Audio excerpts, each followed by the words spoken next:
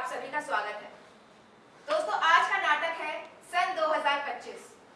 आज दिग्दर्शक नाटक होने वाला था, लेकिन किसी कारणवश एक आर्टिस्ट जिसकी तबीयत खराब है और उन्हें हॉस्पिटलाइज करना पड़ा, तो उसकी जगह सन 2025 किया जा रहा है, जो सेम ग्रुप का है, सेम निर्देशक का है। तो सन 2025 जिसके लेखक हैं पीयूष मिश्रा और निर्देशन दिया है सुनील चौहान जी ने, और एसोसिएट डायरेक्टर हैं रजीत कंवर जी। इस नाटक की अवधि है लगभग 1 घंटा 15 मिनट। दोस्तों, इस नाटक का सीधा प्रसारण facebook.com/नटसम्राट थिएटर ग्रुप पर हो रहा है। इस नाट्य उत्सव के सभी नाटकों को आप लाइव पर देख सकते हैं, सेम लिंक पर। आप सभी से अनुरोध है कि अपने मोबाइल फोन के स्विच ऑफ कर लें या उसे साइलेंट मोड पर लगा दें, ताकि आपको और आपके साथ बैठे किसी भी दर्शक को नाटक देखने में असुविधा ना हो। आइए देखते हैं नाटक सन 2025। सज्जा यानी कि सेटिंग के बारे में तफसील से बतला सकूं। अपने आप को मुंबई के एक बहुत बड़े 5 सितारा होटल में इमेजिन कीजिए। क्या बोला, ज्यादा हो गया? कोई नहीं, अपने सपनों को थोड़ी सी उड़ान दीजिए। तो हिंदुस्तान में इस वक्त 2025 चल रहा है। अब आप कहेंगे कि अभी तो 2022 चल रहा है, लेकिन मैं फिर भी कहूंगा कि अभी 2025 चल रहा है। तो अगर मैं अपना परिचय दूं, मेरा नाम है धीरज ब्रह्मात्मा, और यहां बैठा हर एक इंसान जानता है कि मैं सिर्फ सच्ची कहानियां ही सुनाता हूं। अब यहां बैठा कोई भी इंसान भले ही मेरी इस बात पर विश्वास ना करे, और बाकी जिसमें डिस्ट्रिक्ट अटॉर्नीज, पुलिस के रखवाले और कानून के सारे जानकार हैं, तो सब जानते हैं कि मैं सिर्फ सच्ची कहानियां ही सुनाता हूं। तो चलिए अब गौर करते हैं अपनी कहानी के 2 लीडिंग कैरेक्टर्स। मैं अपना परिचय पहले दे ही चुका हूं।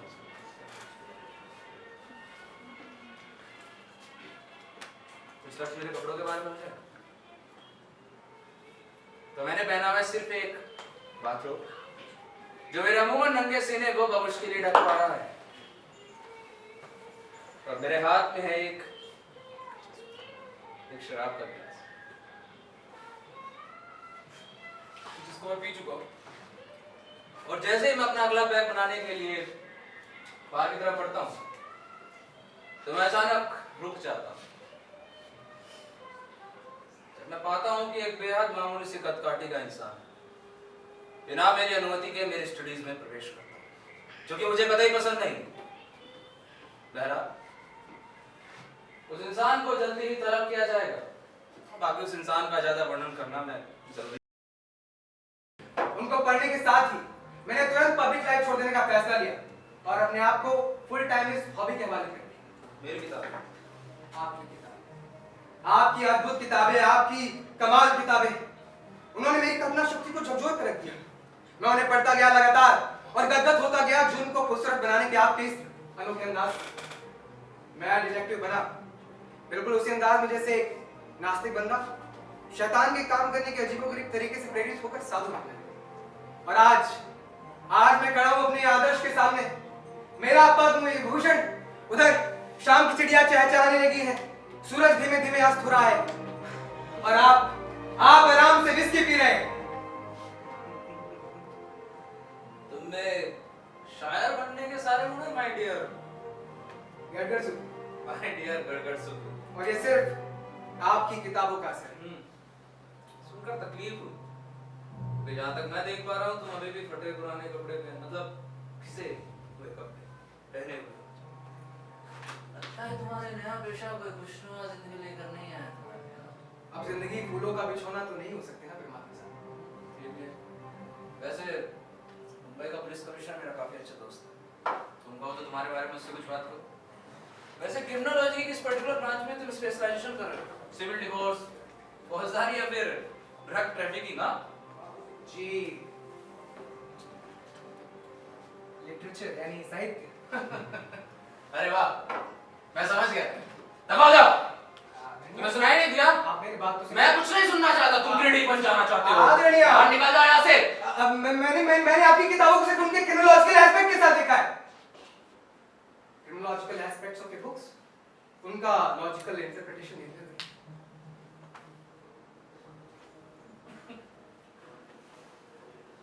तुम अजीब से और ज्यादा अजीब गरीब होते जा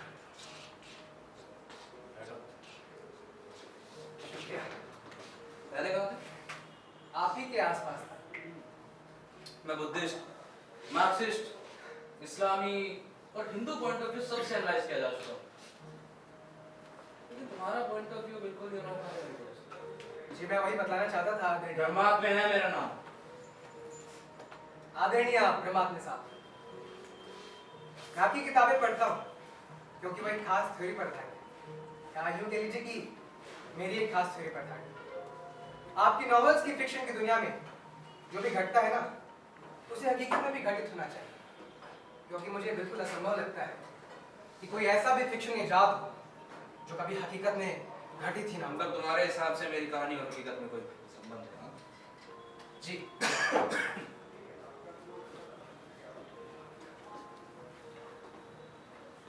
तुम कुछ बता रहे थे मेरी किताबों के बारे में। जी, आपके हिंदुस्तान में आने से पहले मर्डर एक खौफनाक चीज समझी आई, लेकिन आपकी कलम ने जिंदगी के इस स्याह हिस्से को, मौत के इस स्याह हिस्से को रंग बिरंगा और खूबसूरत बना दिया है। आज आपको हिंदुस्तान में मौत का रंगीन सौदागर के नाम से जाना वो जाता है। केवल मेरी पॉपुलैरिटी और आपकी काबिलियत की भी, जिसमें आप एक ऐसे मास्टर मर्डरर यानी बेशकीमती खूनी पेश करते हैं जिसकी शक्ल पहचानते हुए भी उसे पहचान पाना नामुमकिन है।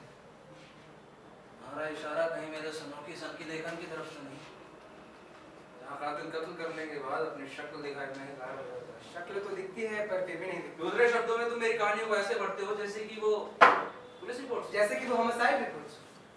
आपके हीरोज न किसी मोटिव के साथ मर्डर करते हैं, नहीं उन्माद में, बल्कि वो मर्डर करते हैं अपने मानसिक संतुलन को बनाए रखने के लिए, सुख के लिए, चैन के लिए, शांति के लिए, अपनी कल्पना शक्ति को फैलाने के लिए, अपने तजुर्बे को लगातार बढ़ाने के लिए।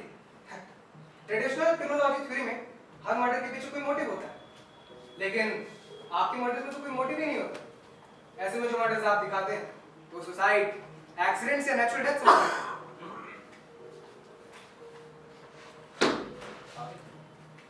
ठीक यही आपके पाठकों को भी पढ़ते हुए नजर आता है। चलो ये भी मान लिया। अपनी खोजबीन के इस मोड़ पर मैं अपने आप को स्पेनिश किंग से कम नहीं समझता। Spanish king Don Don Quixote, Don Quixote, practical idealist, जिसका जिक्र आपके नॉवेल्स में अक्सर होता है। वो जीवन इस उन्माद में जिंदा रहता है कि उसकी कल्पना में किए गए रोमांस हकीकत है, और यहाँ मैं आपके नॉवेल्स को हकीकत से कम नहीं समझता। और फर्क एक ही है कि मैं अपने आप को किसी भी चीज से खौफजदा नहीं होने देता। मेरा एक ही मोटो है, आगे बढ़ो और आगे बढ़ते जाओ। भले ही आगे बढ़ने का मतलब हो लगातार हैवानों का सामना करते रहना।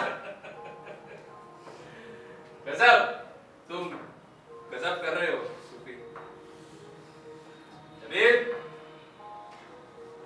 जमील,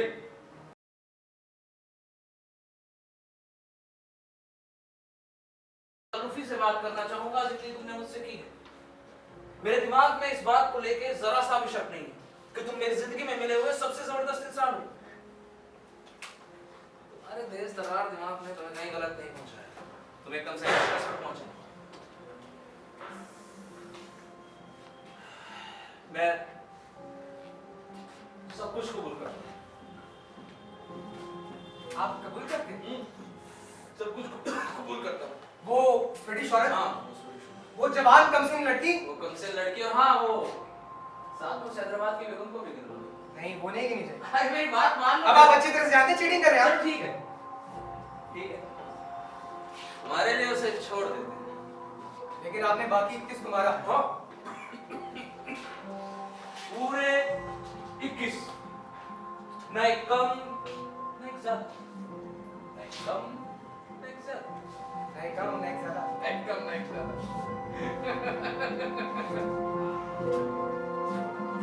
नहीं कम नहीं ज्यादा, नहीं कम नहीं ज्यादा, नहीं कम नहीं ज्यादा।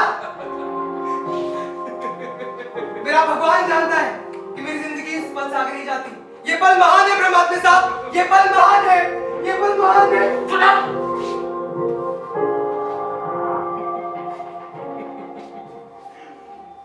तुम्हारी तुम्हारी जिंदगी इस पल से आगे वैसे भी नहीं जाती।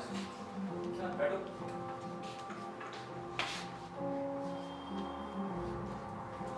बावजूद सारी सावधानी और समझदारी के तुमसे चूक हो गई। तुम्हें कहीं से भी नहीं लगा कि इस तरह मेरे कमरे में अकेले आना और मेरी व्यक्तिगत जिंदगी के बारे में इतने खतरनाक तथ्य बतलाना तुम्हारे लिए खतरे से खाली नहीं था।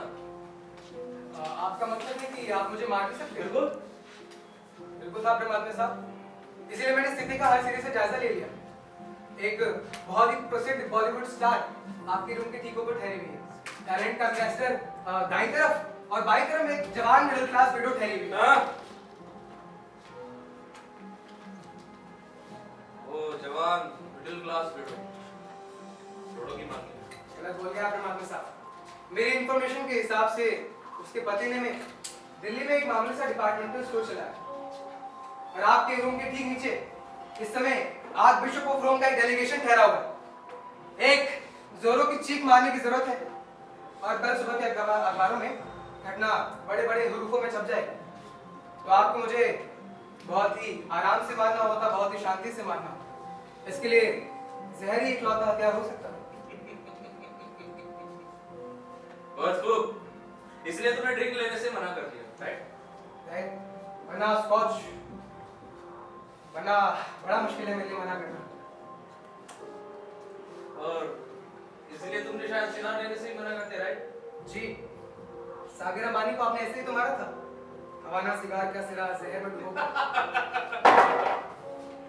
बहुत खूब, बहुत खूब। वैसे अगर मैं तुम्हें किसी और तरीके से मार दूं तो इटावा जैसी मामूली सी जगह से आए सूफी गायब भी हो जाओगे तो क्या ही फर्क। इटावा को मामूली मत समझिए परमात्मा साहब। ग्लोबलाइजेशन हो चुका है, 4 तो मॉल खुल गए हैं वहाँ पे। रियलिटी शो से लेके आपकी किताबों की धमक गूंज रही है। कल्चर गलत हो गए सूफी, गलत हो गए। आज के वक्त में कल्चर कहीं गरज के बरसता है तो चांद के उस छोर पर जहां कोई आबादी नहीं बसती, वरना अपनी इस बेसिक पैर की घटिया सी इन्वेस्टिगेशन का तुम्हें कब से अंदाजा हो गया होता। तुम्हें क्या लगता है कि तुम ऐसे पहले इंसान हो जो इस परिणाम पर पहुंचा है? अरे तुमसे पहले न जाने कौन कौन और कब कब ये सब कुछ साबित करके जा चुके हैं। आप क्या कह रहे हैं? मैं क्या कह रहा हूं? अरे लोग उसको कब से जानते हैं जिसको तुम एक बेशकीमती राज समझकर अपने जहन में दफनाए हो। नामुमकिन है। मैंने हर अखबार को नाखूनों से छान मारा है, किसी में कोई जिक्र नहीं है इस बात का। आज के वक्त में सच कहीं मिलता है तो टैब्लो न्यूज़पेपर, इवनिंग न्यूज़ के पन्ने या फिर मिड डे का मुख्य पृष्ठ, और वो सब मेरे मर्डर्स के जिक्र से भरे पड़े हैं। तुम्हें क्या लगता है? हाँ, तुम्हें क्या लगता है कि लोग मेरे काम को हजम कर पाते अगर वो सच में नहीं जानते होते कि मैं सिर्फ उन्हीं मर्डर्स का वर्णन कर सकता हूं जो मैंने अपने हाथों से किए हो? नहीं, ब्रह्मांड में है मेरा। नहीं, वही परमात्मा साहब, आप घर से पहले गिरफ्तार हो गए होते अगर ये बात सच होती तो। क्यों? क्योंकि आप खूनी हैं, पेशेवर खूनी हैं आप। क्या हुआ? हम आर्टिस्ट हमेशा से दरिंदे ही तो होते आए हैं, खूनी ही तो होते आए हैं। कम से कम मिडिल क्लास मोरालिटी तो यही समझती है। अरे देखो गेटे को, देखो एडगर एलन पो को, इनको क्या नाम दोगे? हाँ, नहीं क्या नाम दोगे इनको? आर्टिस्ट दरिंदों के अलावा? और सिर्फ इतना ही नहीं सूफी, शुरू में दुनिया हमसे डरती है, हमसे घबराती है कि हम आर्टिस्ट हैं तो हम दरिंदे हैं, पर बाद में इसी वजह से हमारी इज्जत करना शुरू कर देती है। हम सामाजिक जिंदगी की सीढ़ियां चढ़ते चले गए तब तक कि हम उसकी धुरी नहीं बन गए, और सिर्फ धुरी नहीं, हमें महान व्यक्तियों के तौर पर स्वीकार कर दिया गया।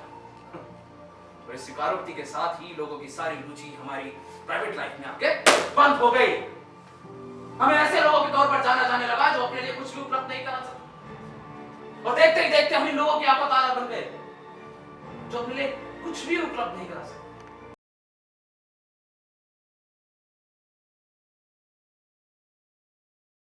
जिंदगी भर की कमाई इस टुच्ची से खोज में रख कर दी, और इसके लिए तुम सजा के पात्र हो। पैसे की उम्मीद नहीं करनी चाहिए, उम्मीद करनी चाहिए थी तो किसी और चीज की। क्या कर रहे हैं आप? ठीक हो? चिल्लाओ। मगर क्यों? मुझे एक नए प्लॉट की तलाश है, और मुझे मेरा नया प्लॉट मिल गया। पिस्तौल भी निकाले हुए थे। तुम्हें अभी तक समझ नहीं है?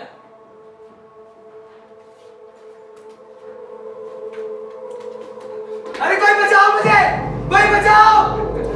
कोई बचाओ! कोई बचाओ! साउंड प्रूफ कमरों से तुम्हारी आवाज बिल्कुल बाहर नहीं जाएगी सुफी। और मैं ये पिस्तौल तुम्हें यहाँ से भेजने के लिए तो कतई नहीं निकाला।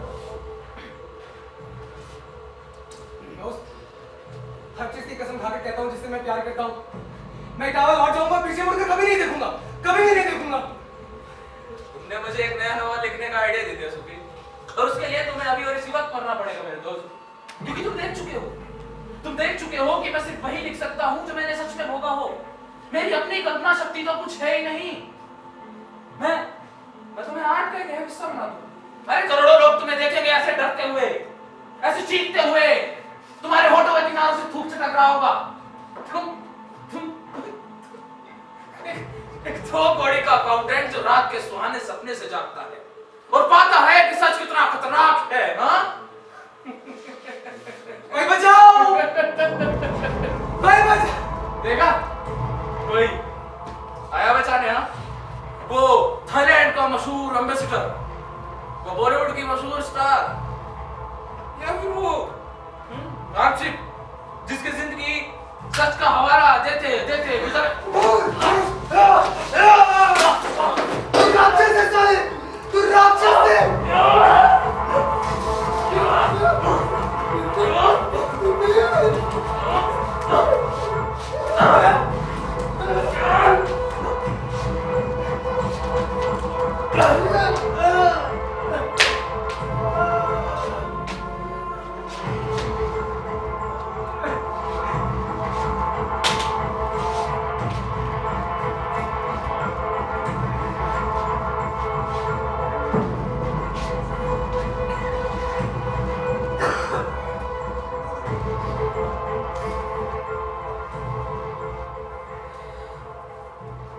मैं सिर्फ एक आर्टिस्ट हूँ सुफी।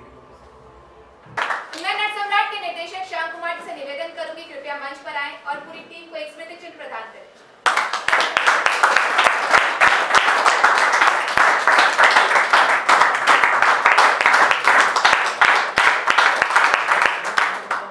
इनके डायरेक्टर, इस प्ले के 2 डायरेक्टर हैं, सुनील चौहान और दूसरे रजत जी।